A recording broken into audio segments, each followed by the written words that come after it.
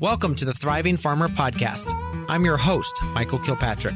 Our mission is to inspire, educate, and celebrate sustainable farming. We believe that you can build a profitable, sustainable farm that gives you true farm freedom. Join us as we talk to farmers, innovators, educators, and entrepreneurs to glean their top takeaways in business and life. Hey, Thriving Farmers. Michael Kilpatrick here with yet another episode of the Thriving Farmer Podcast. And today's guest is Karl Wiegandt, owner of the Berry Farm in Miami, Florida. A third-generation farmer, Karl has transformed his family's farm into a premier agritourism destination, blending tradition with innovation to create a thriving community hub for seasonal festivals, you-pick experiences, and family-friendly activities. Karl, welcome to the podcast. Yeah, thank you, Michael. Appreciate you having us on. Absolutely. So your last name, what's the origin of that?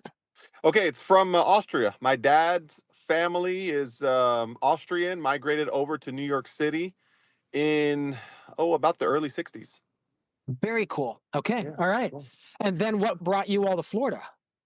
Well, my mom was from Cuba, so she kind of immigrated on over to New York City as well. My parents met. I grew up in New York City till I was about 13 years old. And moved down to South Florida, probably because of the weather, if I had to ask my parents that real question. But the better weather and lack of snow and one outfit and one group of clothes and not big jackets and all that stuff. So we just kind of did the whole migration that many Northerners eventually do. Mm-hmm. Absolutely. Yeah. All right. So then the original farm, it sounds like it wasn't the agritourism aspect. Yeah, correct. So my wife's grandfather, Jack Wishart, he began vine-ripe tomatoes down here in South Florida about in the 60s as well. And he also did you-pick strawberry farms that kind of went along with it in different parts of South Florida. And as, business went on, my father-in-law, he entered the business in 1982, and he pretty much kept along with the same deal. Now it wasn't agritourism. Agritourism really wasn't a thing back then, but it was agriculture and people coming out to more of the U-pick style. Yes. So we wound up really getting more involved in the agriculture time about in 2015, 16, 17, 18, when we were asked to take over a location down here. It's called Burr's Berry Farm, Burrs Berry Farm. And that was our first introduction into bringing out field trips and people and kids and the Harvest Festival time. Eventually that land sold to a large developer in the area. We were able to relocate to where we currently are and slowly add the land and the accessibility and some of the priorities that the people had asked for at other location into this current location. Gotcha. Yeah, one of the limiting things on our location is we are only 8 acres. Okay. And so parking becomes a major challenge. Yeah. It's, do I plow up my field that has crops in it to put parking in? Sure. And, we would like to do some of these festivals and stuff. And I know we could really do it, but that's a challenge. So for sure, by having an operation or two before your final operation, I think is always one of those you can take the best practices and figure out what people want and put it all together. Yeah. And all the other ones are still going. I mean, we juggle a lot, but we still ship tomatoes to Publix, and we still have U-pick locations. I'm actually at one of them now, kind of a new one that's more of a hybrid on agritourism. But it's all about the future and what do the people want. And I always say that, you could want a cheeseburger all you want, but if the people want a spicy chicken sandwich, you got to serve them spicy chicken sandwich, Exactly. Okay, let's talk strawberries because I'm very passionate about strawberries. Yes. Are you guys suffering at all from the neo diseases down there? So yes. Oh boy, I'm so happy this podcast exists. I don't want to name any names of anything, but I'm going to say this year is at this moment. You know how that goes. At this moment, it is one of our strongest berry crops we've had. Oh wow! I would have to attribute it to a change in the plant house that we went with this year. I really would. The Pestilocious came in on plugs. There was an article just written about it on the Florida Grower, but it came in on the plug plants out of a Canadian house. And I could never get that plant to do anything. It didn't matter what I did, and I really kept doubting my ability and knowledge, and brought people and experts down. I would say, so if this podcast is for any strawberry farmers who battled with the Pestilocious last year, maybe the crown rots, maybe some of the root rots that we're dealing with, whether it's charcoal or whatever it is, I would really tell them to take a strong look at where they're getting their plants from. So your past plants all came from this outfit, Yeah. and you kept having issues. So Yeah. you've changed. Are you now doing like cutoffs from California? Are you using from the far west Idaho California. plants? Everything from California. And one of the major Okay. things I was, I spoke to this particular owner of the nursery, and I said, Yep. why should I go to you over where I currently am? He said, well, real simple. I can use methyl bromide. That's it. Period. I use methyl bromide. My plants are cleaner. My roots are going to be stronger, cleaner. They're going to produce more. They're going to give you an advantage. They're going to, a plant. I would say a strong plant is going to be able to resist some disease. A weak plant is going to be weak. It's going to give you the fruit quicker. Yeah. It's not going to size. It's not going to be able to resist any adverse effects. All of us that grow, you give us good conditions. For the most part, we're going to be decent at doing it. But what does that variety of plant look like in adverse conditions is really what it's about. Yeah, absolutely. So then talk to me a little bit about the methyl bromide. From what I understand, that is being phased out, or how many more years do they have that? It is. We cannot use it down here in South Florida. So I don't have the privilege of being able to use it. And that's made a big impact on all the crops down here. But California apparently, or Northern California, still has the ability to fumigate with methyl bromide. And so I think at least on a nursery level, I should say. And maybe they made the exception for nursery because they know how important the nursery is, and the amount of methyl bromide that's now being used is a fraction of the entire state of California. So maybe that's why they've allowed that exemption. Maybe. Yeah, because I sat at the strawberry school in Carolina this last fall, early winter, and just heard them talk about all of what is available now, and just the how less effective it is than the previous ones. Yeah, there's no doubt. I mean, we've battled tough crops for 3 years in a row, and we've tried everything when it comes to the land and the rotation and cover crop. Switch was the product that showed some good effects on pestalosis, but the reality is, once that pestalosis starts, and the variety it started on down here that seemed to be more prevalent was the brilliance, the Florida brilliance variety. We and that variety really seemed to pick it up, and it just really didn't help us at all. So the sensation and the medallion of the two varieties we grow right now. Really happy with the sensation, especially the plants that we have right now. They just look happy, relaxed, and they're producing fruit, so it's good. Yeah. We grew Sensation and Brilliance in the nursery, and Sensation was a tremendously beautiful plant to grow. It just every transplant was perfect. It was beautiful. Yeah. Okay, so then let's talk. When do you plant strawberries? Strawberries for us go in the month of October. We typically start about October 10th, and we're done by about November 10th. Okay, and then you're picking now. Yeah, typically that first crop for the festival comes kind of quick. The festival, I'm sorry, the Sensation. We used to go to the festival. The Sensation comes kind of quick, so we actually start getting that first crop like the middle of December. Okay. So you definitely can have some Christmas strawberries, which must really please the market. We did, and now you can see that second, the start of a second flush starting right now with some ripe berries out there and some different staged berries starting right there. So from October 10th till November, December, January, 90 days is really when we really start seeing a decent flush starting to come right now. Okay, interesting. All right, and then when does that wrap up for you? The mites always decide that, the weather, but hopefully we can run it till the first or second week in April with good, strong plants. Wow, that's incredible. That's really incredible. Yeah, lately it's been, that second week in March has really been the time it's been done, but we've gone into the middle of April. Yep. Oh, wow. Okay. So then during the growing season, what's your fertility look like on those? I'm assuming you're just doing sap tests and then just injecting it? Yeah, well, South Florida is such a different area of growing. We actually use a water soluble. We run everything through drip tape. Okay. Yeah. And so we feed twice a week. Strawberries get fed in water twice a week. Mondays and Thursdays typically is their day. And they get they probably get analysis that's more specific toward tomatoes all around, but it seems to work pretty well down here. And so they get that program all the way up through. Okay. All right.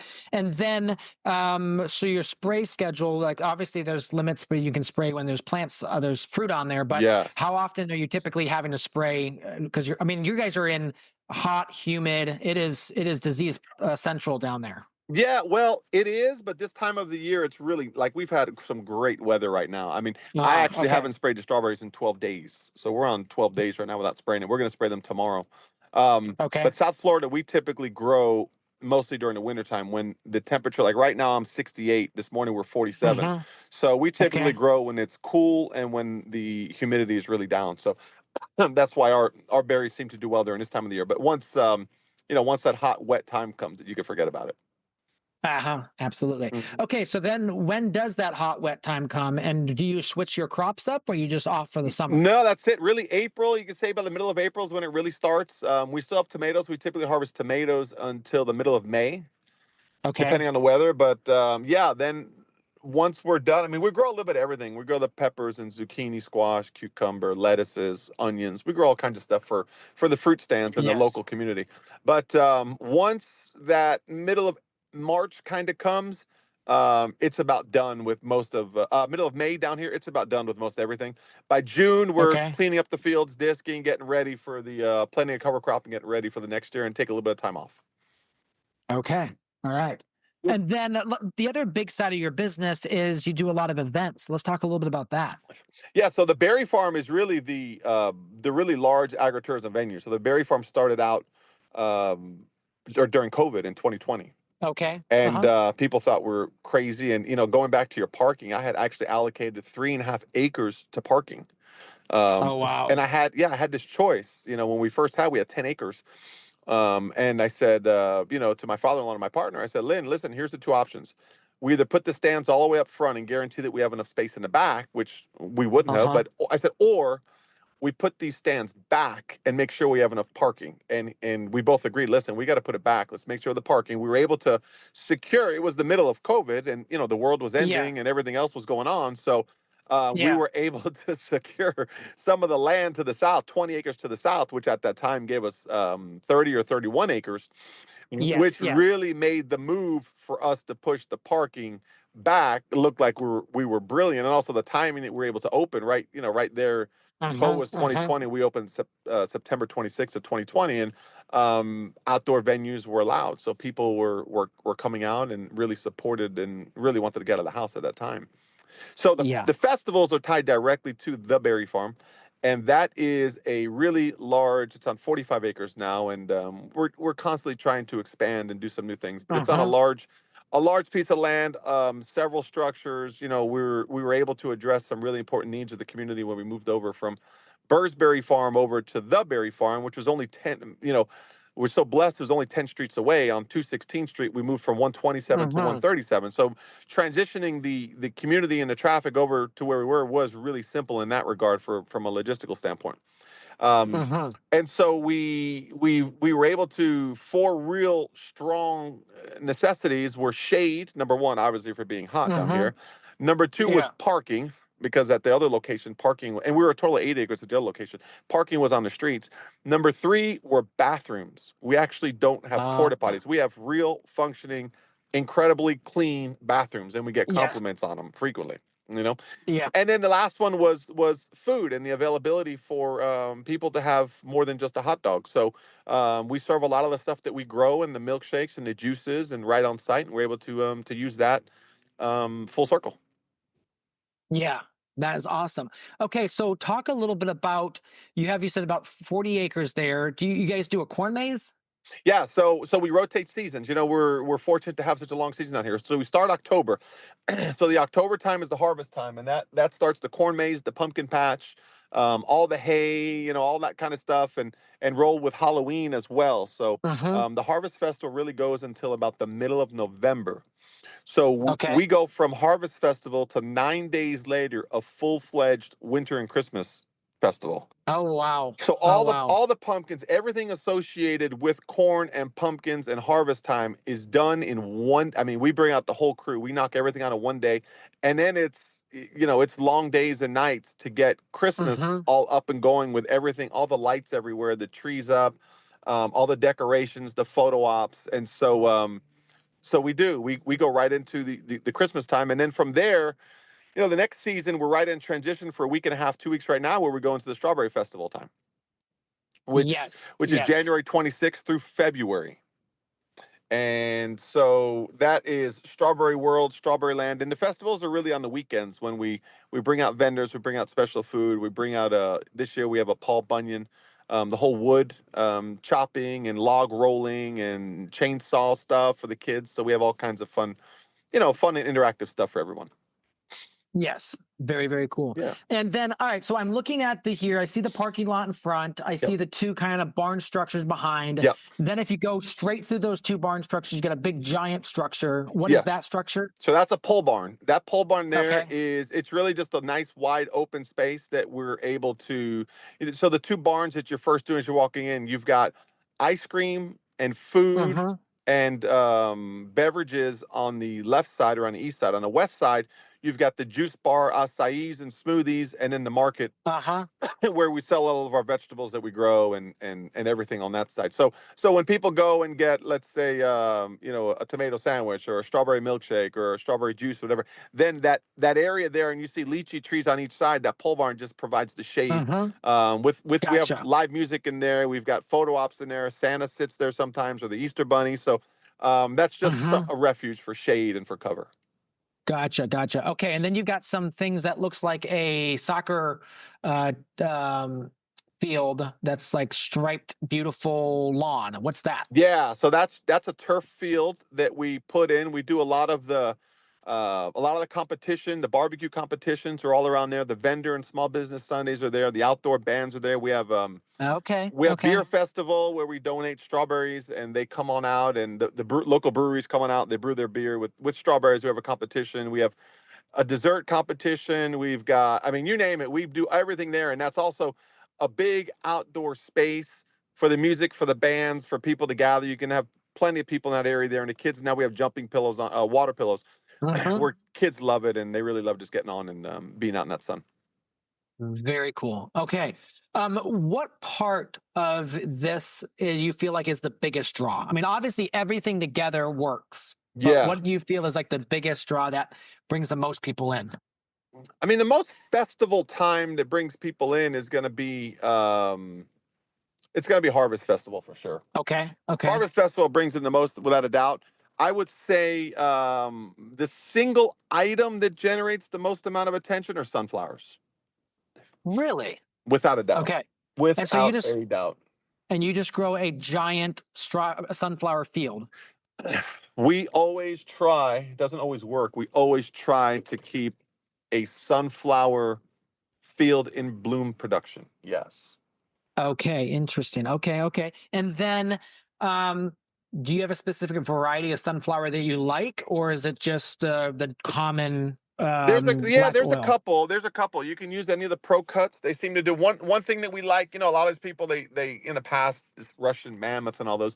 We don't like a big sunflower. That doesn't do it for us. We enjoy and not we, but I would say the people that come out and visit. It's that 4 to 5 to 6 inch is really what it is. The Pro Cut has good ones. There's Orit and Dorit is another one that we've gone to now, which is about a 55 day, which is pretty good. And then there's the Full Improved. Full Improved was one of my favorites. Really easy, simple. We come in with an 8-16-16 fertilizer twice, and that's really it. And they're just give them water and let them go. And so I would say anyone that's and we do have a flower festival. I'll tell you that about in a second. But anyone that's saying, man, what can we do if you don't have sunflowers? Plant sunflowers. Yes. 100%, without a doubt. Plant sunflowers. Okay. Now you also have a wagon or a tractor wagon. Is that to take people out to the berries? Yeah, it pulls them. What it does is it pretty much pulls them all around. They are at times, we can stop and let people off and go to certain spots. It's used for haunted house stuff time, going through the woods in the back there as well. But that hayride really is just to give people the overview of the entire farm. We're so used to the farm, so for us it's really not that big. But when you come to the farm for the first time, and it's 45 acres, I think right now, it winds up being a pretty big space, and maybe you don't realize where everything is. So that hayride is included with the entrance, and you can come in and really do it as many times as you want. I am going to come back to the sunflowers though, because I know that hopefully there's a lot of people within our industry that are listening. sunflowers are a tremendous asset to your farm. And we sometimes will say, well, we're going to have one big sunflower festival and we're going to make it a 2 or 3 week period. I understand that part, but we really try to keep them all the time. Sunflowers we plant them every 14 days. And so whether it's a tenth of an acre or half an acre, every 14 days, a new crop goes in. Okay, so you want year-round sunflowers as long as possible. Now, do you let people go out and pick their own, or do you cut them and bring them into the store? We do both. Okay. So you can give me your license and I'll give you scissors and you're welcome to go cut your own. Only reason why is so people don't take our scissors because and it's not even a financial thing. It's just all of a sudden 50 scissors are gone and we don't have time to replace them. And here we go. We got people. But yeah. And I'm not going to say that really the cutting of the sunflowers when it comes to the relativity of how many you plant is any kind of big revenue generator money, but the attention and the, everyone is Instagram and social media now, and the attention on social media that it gets. Yes. Single most important. Most of the stuff that my team and I work on is why are people going to come out here? Yes, you can have the best burger. Yes, you can have the best strawberry. Yes, you have, but if you have the photo ops and the places where people can sit, our average stay is 3 to 5 hours. I mean, people come and stay. Yeah, they don't come to the berry farm. They're not there for 20 or 30 minutes. Never. Yeah. It is they're there for 3 to 5 hours. I mean, there are people that come at 9 and leave at 4. So yeah. And there's a lot of things to do, I think. Yeah. Well, yeah. I mean, I think about it. So they could have a brunch. They could have that strawberry smoothie. Yeah. Then there's clean bathrooms. They don't have to think about that. They know that. And then they can have a late lunch and they're doing something the whole time. Yep. That's right. And we try to keep it, we try to, from the kids that are 1, 2, 3 years old to 12, 13 to 20 to 25 to 40 to 60 to 80. We try to appeal to all the age groups and to everyone. This way there's, the grandfather with the grandkids and the daughter, they're all there and they have a good time and there's something for them to eat. There's, whether it's something really healthy or something not as healthy, there's a milkshake or there's a smoothie or there's an acai bowl or, it's a lot. I mean, I'm not going to tell you it's not a lot. It's a lot of all the little details, but our team's incredible at being able to put these things on. And, that was my goal. My goal in building this from the very beginning was for every age group to be able to come out here and really enjoy something that you don't get at a mall. Mm-hmm, mm-hmm, mm-hmm. And then I'm assuming all of this, you have to do building code and health department and all of that everything on the property. Yeah. Okay. Yeah. The building code. Yeah, that's been an educational time for me as well. So yes. Don't get me started. Yeah. Agriculture, agritourism, what you can and can't do. You own the land, but you can't do anything on your land because you don't really own your land. I mean, it is. Yes. No. It's definitely a challenge. The Miami-Dade County community, the commissioners, they've been in support, but there's just a lot of things that we've had to. You live and you learn. I guess that's the nicest way to put it. Yeah, absolutely. Yeah, we're dealing with stuff right now where, it's one of those things you get one piece of paper and then 3 months later, it's a different piece of paper and you're like, well, when did this change? So yeah. I feel you. We've been there. We do it. We still are there. We're still dealing with it. So then basically around you is completely built up. I mean, you have nurseries all around you. I'm just kind of zooming out here of your farm. You're north of the city. No, south of the city. We're south of Miami. Yes. We're south of the actual Miami world, but we're really starting to be right in the middle of a lot of stuff. If you're someone that lives in Homestead, we're north of you in Homestead, but if you live in Miami, we're south. And if you live in Cutler Bay, Coral Gables, we're a little bit south and to the west. Yeah. But we're starting to be encroached on. That is correct. Yeah, you're south of the zoo. So that is going to probably be your biggest challenge is, fighting for every acre. Yeah, but I mean, the fortunate part is, if you were to say, listen, this is all the land you're going to get and that's it, we're fine. We've been very fortunate to be in contact with all of our neighbors, and we've been able to, we started with 10, then bought another 20, and then bought a 5, and a 5. Yeah. So we've slowly added to it, and from where we started buying to where we are today, I'm not really sure we want to buy any more land anyway, as everything has gotten, kind of expensive. Yes. Yeah. But we're extremely content and excited not only about our future with the expansion of a brewery and a distillery and a wedding venue, very but cool. Yeah. yeah, but really happy with, okay, we've got really all that we need. We don't need any more land in this area there. And, the roads that are driving through and the traffic and the population is, it's growing like everywhere. So we're just trying to keep up. Are you tired of scrambling to keep your garden plan on track? Whether you're growing a backyard garden or running a market garden like me, SeedTime is the perfect way to simplify crop planning. With SeedTime's calendar, I can map out my entire growing season based on my exact location and growing zone. It tells me when to seed, transplant, and harvest, all with super easy click and drop system. The task feature is a game changer. I get a daily or weekly checklist that keeps me on track and makes sure I never miss a step. And no losing gardening notes anymore because the SeedTime Journal keeps everything organized in one place on your phone. It's the ultimate gardening calendar, helping me know exactly what to do and when to do it. Plus, we haven't even talked about their layout tool. For a limited time, you get $100 off lifetime access or 40% off your first year when you visit planwithseedtime.com to grab this deal today. That's planwithseedtime.com. Don't miss out on this game changer for gardeners, farmers, and homesteaders. Okay. All right. So you mentioned 3 things there, all pretty big. Let's talk the wedding venue. Is that going to be on site?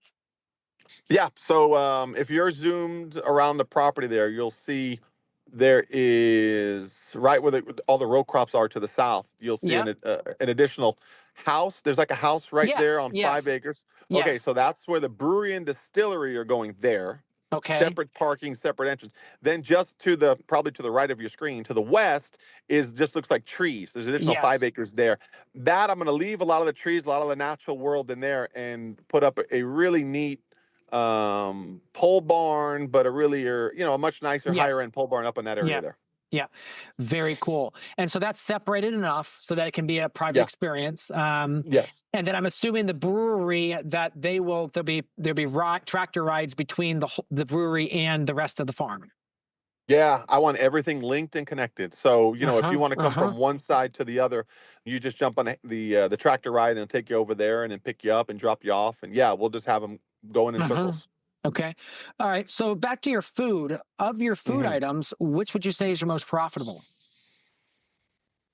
I mean, French fries are, your fryer is your most profitable. French fries is your best. But what's most profitable? I mean, anything that we're doing in-house on our deal, anything that's entailing the strawberries, just because we're able to use it in the tomatoes, salads with lettuce, any of that stuff, from the chicken tenders and the burgers and all that. I would say, I would say anything that we're able to be sustainable with using our own stuff that we're growing. Yeah, for sure. Okay. All of our pico de gallo, our jellies, and our jams, those are pretty good. Gotcha. Okay. All right.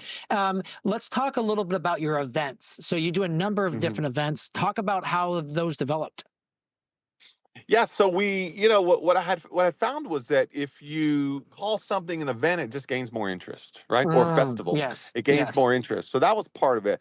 And then I was trying to also couple with, okay, so who in the community is doing something that would benefit from being at the farm, whether it's the brewers or whether it's bakers, whether it's caterers, whether it's the barbecue community, which I think we have some incredible barbecue. But there's a lot of people now in South Florida with the population growth that has really put out some great barbecue that maybe doesn't have the opportunity to reach all the people. So what better venue to have, a large amount of people gather for a barbecue competition with a cash prize, also live music, and to be able to sample 3 or 4, 5, 6, 7 different briskets or ribs or pork from people within your community. So that's really come out of, how do we get the interest not only of the community but of partners in the same business, in a similar business to it. And I happen to love food.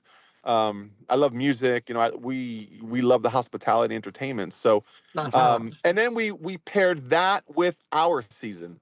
So, okay, so once we roll into that, well, what's in season for us? So the strawberries are in season. We do that part. And for Seafood Festival, it'll be a strawberry infused ceviche will be their competition.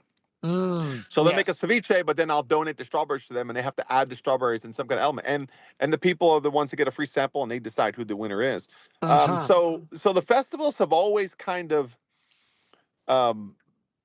been there, but we've really started focusing and targeting more of the festivals with more things to do because people, I think they love to come outside to a farm, but they want something a little bit different. Uh-huh. Okay, and you just charge a general admission too, correct?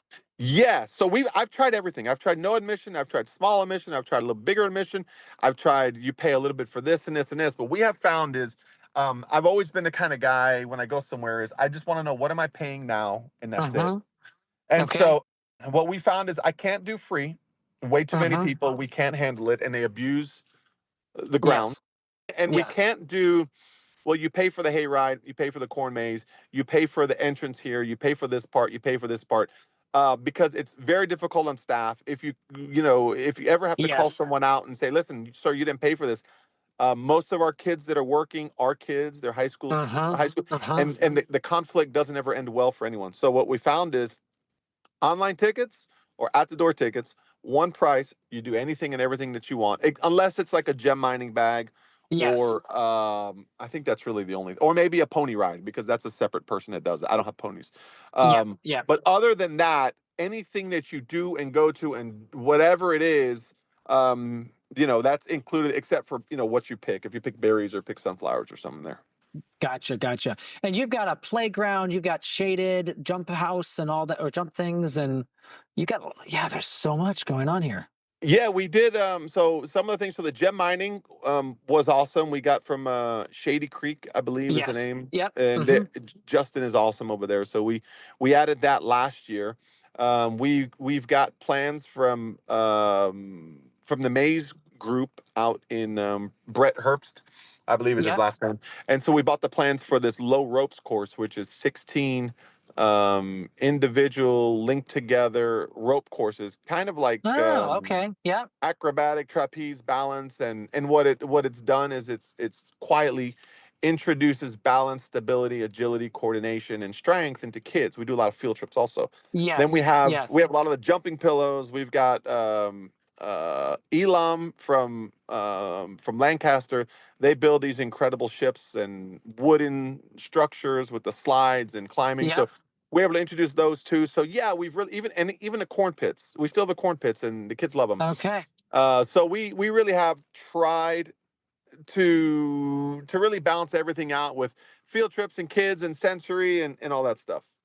Yeah. Yeah. I really recommend folks go to your website, click on the map, get on Google, and do the street view, because you can literally see everything that you guys have here via Oh, street okay, view. cool. Yeah, you can see the ships, you can see the that low ropes course, you can see the Yeah, strawberry fields. They got a yeah, there's a tractor going out to the field, the same, in the picture. So that's yeah. It's awesome. That's amazing that the technology y- is like that, huh? yeah, yeah, yeah, yeah. This is something else. Wow. Very So cool. if you had to go back and start over again, would there be something that you would have started differently? Wow. I don't know. I don't know if I really would have, to be honest with you, because I honestly would have to say no. I don't think I Okay. would. Okay, yeah, maybe there's one thing I would have done differently. I would have instituted a waiver from day one. That probably would have been Ah, day number yes. one. I would have started the waiver from the first day. We have one now. We've had it for a year. We down here we live in somewhat of a litigious community. Okay. Yeah. So we've learned a little bit the hard way, but you live and you learn. We've gotten a little bit smarter, hopefully, and so Uh-huh. I would have absolutely become the waiver. But as far as the layout, the flow of the traffic, I tend to be maybe a visionary and able to see things. And prior to building in and while we were building in and doing the structures, I was always try to close my eyes and try to like draw, like you draw stuff out into the sky, just kind of draw how people are going to walk and where they're going to Uh-huh. go and how trucks are going to get in and service. And so um, I would say flow of traffic is really important. I know, Disney does an amazing job. We're not Disney. I'm not claiming to be that Yeah. or anything, but Yeah. all I'm saying is that the flow and the ease of the traffic is extremely important when you're designing and laying out your space. And so if you got a few people's opinions and some people's ideas, which we did, it really goes a long ways when it comes to how are people navigating your space in a safe way, but also in a profitable way. Yeah. Okay. When you bought the place, was it just trees? It was avocado grove. It was nothing. Yeah, it was Not avocados. because somehow I got into some wormhole on Google Earth Yeah. that let me see what it looked like before you guys bought it. Oh yeah, you know what? And I love that. I love that you can see that, and then you would appreciate the progress, because a lot of people show up and Yes. they're amazed. But what we it was, picture 40 acres of really not much rain, but that 10-acre right up front, there was avocado trees with a Yeah. busted fence. There was no road at the time. Actually, you can see Yeah. there's no paved road there either. So yeah, we we really had a lot of faith in what we were doing and Yeah. hoping for, but not necessarily. I'm not going to say it was totally blind faith. There was some guidance, but we would be silly to say, well, we knew that it would take off the way it did. No, we didn't. We Mhm. didn't really know that. Yeah, yeah, yeah. You had some background, and you kind of knew that these things all worked, but you were still, still stepping out and figuring it out. Yeah, and we've slowly added everything. So it was phase 1, phase 2, phase 3, phase 4, phase 5. We, we have enough insight to not jump into anything too quick Uh-huh. and too much at once, but slowly get in. And I mean, it's been a fast 5 years, and people that show up now, that were here at the farm in 2020, it's a totally different farm. It's nothing like it. But slowly adding some things in, talking to some people. Hank, from Hank's Pumpkin Town. I've gotten to talk with Hank quite a bit, Uh-huh. and we just share ideas and insights on what works and doesn't work, and how we can really, not only attract the people, but make it an incredible experience for them. Back to that waiver thing. That's something that they can fill out on the website and also fill out when they get in, but they have to fill it out before they basically do anything. Yeah, any age has to fill it out, 0 to however old. Yeah, every single person has got to fill it out. It is in English and Spanish. Uh-huh. It's hosted on an app that we have access to, but it's hosted on a big data network there, and we can make changes as we need if we have to update or change or revise. And not only that, the waiver is there to protect us, but we also get a lot of real important information from the waiver. So Uh-huh. the website Uh-huh. that we use, and if you log on and you were to see it, I think you'd really enjoy it. We're able to get date of birth. We're able to get how you found out about the farm, what form of Uh-huh. advertising was it. We're able to get your email, which is huge. Uh-huh. We have over 100,000 on our email list now, which we're able to really Wow. target and send them. Yeah. And it's just another way to stay with people and keep them up to date. And the information and feedback we get for how do we allocate the funds to target particular groups of people, whether it's Instagram and social media, or whether it's a billboard, or whether it's travel Uh, concierges, or Google ads, whatever it is. It's okay. Where are we getting the best bang for our buck, versus just kind of blindly throwing things out there. uh-huh. So Absolutely. that waiver serves a lot more than just the waiver, although the waiver is a tremendous part of it. But we're able to link it with something else, and it takes people less than a minute to sign it. So in the Gotcha. Yeah. beginning, people were complaining and they were upset and they were frustrated. And my manager said, "Look, guys, I'm sorry. Like, we don't want this, but we've had to. But it's going to take you 3 minutes with 3 people. Just knock it out quick, and you're done with it." Yeah. Yeah. And I'm assuming you did that on an iPad. Give them an iPad. They do it on their own phone. They They do it scan on a their own QR phone. code. Yeah, they scan a Okay. QR code. They do it. They get an email that gets sent to them instantaneously that says, "Thank you so much for visiting the berry farm. Here's your confirmation." Boom, boom, boom. They go up, Uh-huh. and either they have tickets online already, and they just show that Brian, Jessica, and Michael each have Yep. their deal. It goes into our database also. Although we don't double check our database. If we have Yeah. to, we can. Most of the time, we don't have to. People typically show it, and it's not a problem. And then they are free to come on in. Yeah. Very cool. Very cool. Well, any final thoughts before we go, Carl?